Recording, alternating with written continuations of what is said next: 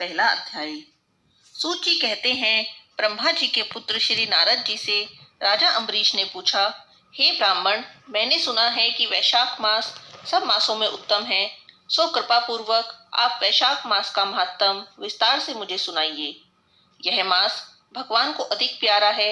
इस मास में क्या दान करना चाहिए, उसका क्या फल है, इस मास में कौन से कर्म करने के योग्य हैं और उनको करने से कौन से देवता प्रसन्न होते हैं, भगवान विष्णु को कौन से कार्य, कौन से दान अति प्रिय हैं और उनके फल और उद्देश्य भी कृपा पूर्वक मुझे विस्तार से कहिए। भगवान का पूजन कैसे और किन वस्तुओं से करना चाहिए। नारद जी कहते हैं, हे राजन, सब मासों का वृतांत भगवान ने लक्ष्मी जी से कहा था और मुझे श्री ब्रह्मा जी ने सुनाया था।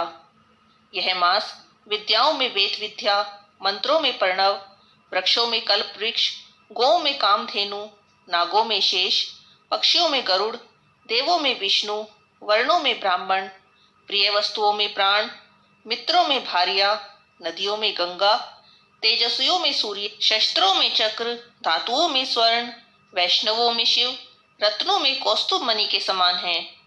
भगवान की भक्ति के लिए यह मास सबसे उत्तम है।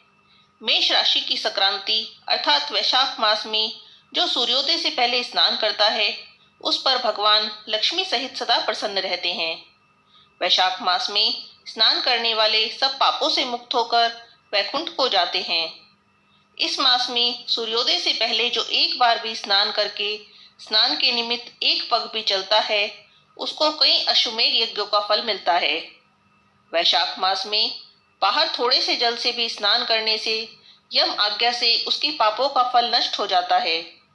विष्णु भगवान की आज्ञा से वैशाख मास में सूर्योदय से 6 घड़ी तक सब तीर्थों के अधिष्ठाता देवता जल से बाहर मनुष्यों के हित के लिए ठहरते हैं, परंतु इस समय तक भी जो स्नान करने के लिए नहीं आते, उनको श्राप देकर वह अपने धाम को चले जाते हैं। इसीलिए वैशाख मास का स्नान अवश्य ही करना चाहिए।